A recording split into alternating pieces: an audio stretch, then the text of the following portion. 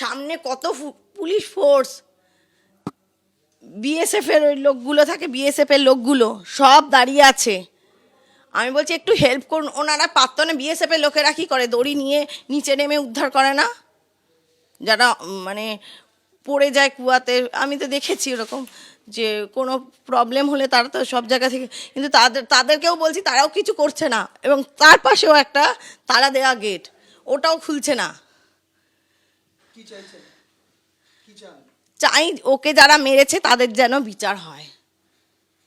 বিচার তো হয়ই, চরম শাস্তি পায়, ওর তো মরার কথা নয়। সিআইএসএফকে বলা হয়েছিল যে আপনারা বন্দুকের বাঁট দিয়ে ওটা ভেঙে দিন, দরজাটা শাবল টাবল দিয়ে দরজাটা ভেঙে দিন। বলছে আমাদের কাজের বাইরে এটা, আমরা এটা করব না, করলে আমার বিরুদ্ধে অ্যাকশন আসবে। আমি বললাম যা লাগে টাকা আমরা দেবো, আপনার বিরুদ্ধে কোনো রকম কোনো কথা যাবে না। কোনো রকম কোনো কিছু করেনি। এই সিআইএসএফ এর একজনকে, অনেকে ছিল, আমি লাস্টে একজনকে টেনে ধরে বললাম। আর যারা লিফটম্যান তারা আশেপাশে দেখা যায় না, আমি চিনতাম না তারা ছিল কি না। আমি বলি লিফটম্যান কোথায়, ওখানে লেখা আছে যে লিফটম্যানের নাম্বার দেওয়া আছে, ওই লিফট সুপারভাইজারের নাম্বার দেওয়া আছে। তাই আমি বললাম টেলিফোন করুন, পুলিশকে বলছি আপনার টেলিফোন করুন, কি একটা প্রবলেম হচ্ছে। আর একটা বাচ্চা নিয়ে তিনজনে ওখানে আটকে রয়েছে লিফটে।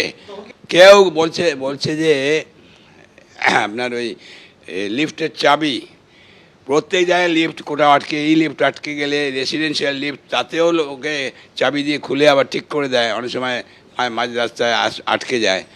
ওখানে এটা হলো নাকি, এটা গভর্নমেন্ট হসপিটাল, সেখানে লিফটম্যান নেই, কেউ এলো না। বলছে যে চাবি পিডব্লিউডির আন্ডারে, ওটা পিডব্লিউডির অফিসে আছে। তো আমি বললাম পিডব্লিউডির অফিস থেকে নিয়ে আসুন, চাবি নিয়ে আসুন। কিছুতেই বলছে, পুলিশও বলছে হ্যাঁ দেখছি, ও বলছে দেখছি, আর আপনি চুপ করুন তো। আমি বললাম আমি চুপ করবো, আমার ছেলে আটকে আছে। তারপরে বলছে যে, আমি বললাম আপনি ফায়ার ব্রিগেডে খবর দিন, ওদের মেকানিজম আছে, ওরা সে খুলে দেবে। এটা পুলিশকে বলেছি। আরেকবার কথা বলে নেব, সুকান্ত মুখোপাধ্যায় সরাসরি আমাদের সঙ্গে রয়েছেন। সুকান্ত, কিছুক্ষণ আগেই তুমি দেখাচ্ছিলে যে ফরেনসিক আধিকারিকরা তারা ইতিমধ্যেই সেখানে পৌঁছে গিয়েছেন। কোন কোন দিকগুলি তারা এই মুহূর্তে খতিয়ে দেখছেন? দেখো, তোমাকে বলছিলাম যেটা ফরেনসিক এক্সপার্টদের কাজ কিন্তু এক্ষেত্রে অত্যন্ত গুরুত্বপূর্ণ, এবং ঘটনা 24 ঘন্টার মধ্যে তারা প্রবেশ করেছেন এই যে ট্রমা কেয়ার সেন্টার বিল্ডিং, সেখানে তারা ইতিমধ্যে এসে পৌঁছেছেন। মূলত এখান থেকে নমুনা সংগ্রহের কাজ দুটো ভাগে হবে। এক হচ্ছে যে এই ঘটনাটি যে লিফটে ঘটেছে অর্থাৎ 2 নম্বর লিফট, সেই লিফটের কি ধরনের এরর ছিল, সেটা কি কোনো রকম হিউম্যান এরর ছিল, নাকি সেটা কোনো রকম মেকানিক্যাল ফল্টের জন্য সেটা ব্রেকডাউন হয়ে যায়, সেটা তারা দেখবেন। কারণ ইতিমধ্যে তদন্তকারীরা জানতে পেরেছেন যে এই লিফটটি কিন্তু গত 2 থেকে 3 দিন ধরে তাই সেটাতে সমস্যা ছিল। সেই গেট আটকানো, অর্থাৎ যে লিফটের যে শ্যাফট থাকে, সেই শ্যাফট বন্ধ হওয়া বা খোলার ক্ষেত্রে একটা স্লথ ব্যাপার ছিল, অর্থাৎ খুব স্লো এটা বন্ধ হতো বা খুলতো। তাহলে সেই ক্ষেত্রে দাঁড়িয়ে এখানে কি গাফিলতি ছিল, কেন সেটাকে রিকভারি করা গেল না বা সেটাকে রিপেয়ার করা গেল না, অর্থাৎ কি পরিপ্রেক্ষিতে দুর্ঘটনাটি ঘটেছিল, এটা 1 নম্বর।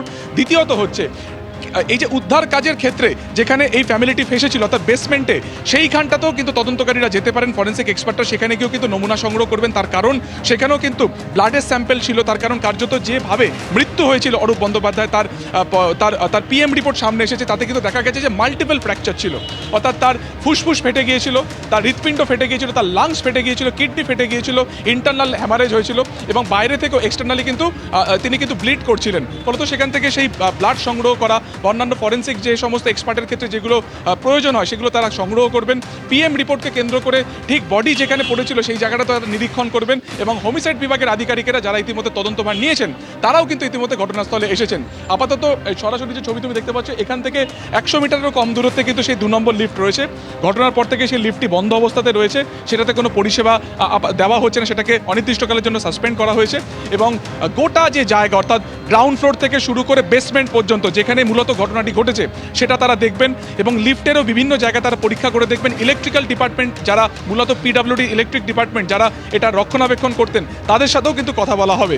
ফলত সব মিলিয়ে আজকে অত্যন্ত গুরুত্বপূর্ণ হচ্ছে ফরেন্সিক এক্সপার্টদের এখানে আসা এবং তাদের রিপোর্টের উপরে কিন্তু অনেকাংশে নির্ভর করবে যে এই যে লিফট যেটি দুর্ঘটনাগ্রস্ত হয়েছে সেটার মেকানিক্যাল ফল্ট ছিল কিনা, সেটা কোনো রকম হিউম্যান এরর সেক্ষেত্রে ছিল কিনা। যদি হিউম্যান এরর থাকে তার পেছনে দায়ীকে, যদি মেকানিক্যাল ফল্ট থাকে সেক্ষেত্রে কর্তৃপক্ষর দায় কী ছিল, পিডব্লিউডি যে ডিপার্টমেন্ট ইলেকট্রিক্যাল ডিপার্টমেন্ট এটার রক্ষণাবেক্ষণ করে তাদের কি ভূমিকা ছিল। তো সব মিলিয়ে ফরেন্সিক এক্সপার্টদের যে আজকে তদন্ত বা তাদের নমুনা সংগ্রহ কিন্তু এই ঘটনার পরিপ্রেক্ষিতে অনেকটাই গুরুত্বপূর্ণ হবে হোমিসাইড বিভাগের আধিকারিকদের ক্ষেত্রে। কিছুক্ষণ আগে আমরা দেখলাম এক্সপার্টরা ঢুকেছেন, তার সাথে হোমিসাইড বিভাগের আধিকারিকেরাও রয়েছেন। এখন দেখার তারা বেরিয়ে এসে কি বলেন, কি নমুনা সেখান থেকে সংগ্রহ করতে পারেন। একেবারে সুকান্ত, অবশ্যই নজর থাকবে আমাদের সেদিকে। ফরেন্সিক এক্সপার্টরা ইতিমধ্যেই সেখানে পৌঁছে গিয়েছেন, তারা সমস্ত দিক খতিয়ে দেখবেন এবং নমুনা সংগ্রহ করবেন। চিকিৎসক তমনাশ চৌধুরী কি বলছেন আজিকরের এই ঘটনায় শোনাব। গতকালের এই মর্মান্তিক ঘটনা আবার প্রমাণ করলো যে আমাদের সরকারি হাসপাতালের অভ্যন্তরে একজন চিকিৎসা করতে আসা মানুষের কতটুকু নিরাপত্তা নেই। আমাদের অনেক কাগজ জমা পড়েছে, অনেক এসওপি ঘোষণা হয়েছে, কিন্তু কার্যক্ষেত্রে দেখা যাচ্ছে যে এক একটি হাসপাতালের একটি লিফট, তার একটি বেসমেন্ট বা তার একটি সিঁড়ি, এগুলির চাবি কে থাকবেন, কে দায়িত্বে থাকবেন, কোনো দেখভালের ব্যবস্থা নেই। এই গাফিলতি দায়িত্ব স্বীকার করতে হবে স্বাস্থ্য দপ্তরকে এবং আমরা এই দাবি করছি যে তদন্ত করে চূড়ান্ত শাস্তির ব্যবস্থা করতে হবে। এরকম একজন মানুষের, নিরীহ মানুষের প্রাণ যাবে, বেঘরে প্রাণ যাবে, তাকে সময় মতো উদ্ধার করা যাবে না, তাকে তার জীবন, হাসপাতাল তো জীবন দেবার জায়গা, সেখানে হাসপাতালে গিয়ে মানুষের জীবন চলে যাবে, এটা তো মেনে নেওয়া যায় না। কোথায় আছি আমরা? এবিপি আনন্দ এগিয়ে থাকে, এগিয়ে রাখে।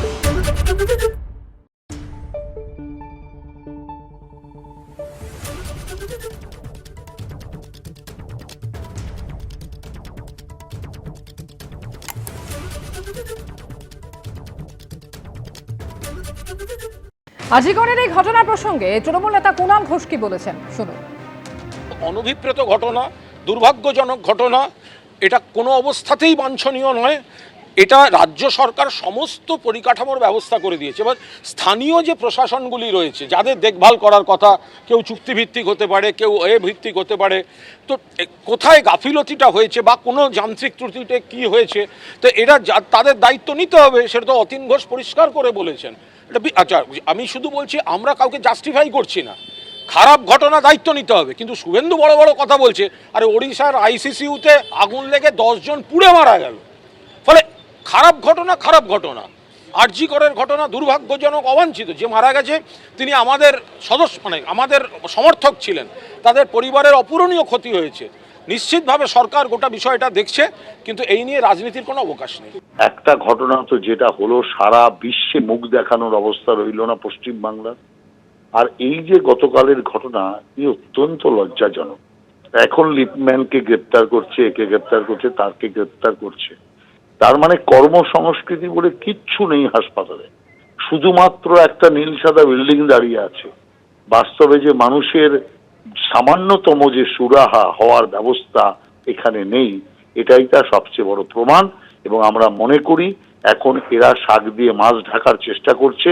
এইভাবে শাক দিয়ে মাছ ঢেকে পরিস্থিতিকে তারা কোনোভাবেই ধামাচাপা দিতে পারবে না। মানুষ বুঝে গেছে এই সরকার যতদিন থাকবে ততদিন মানুষের এই দুর্ভোগ থাকবে। এর জন্য পুরো দায়ী স্বাস্থ্যমন্ত্রী মমতা ব্যানার্জি।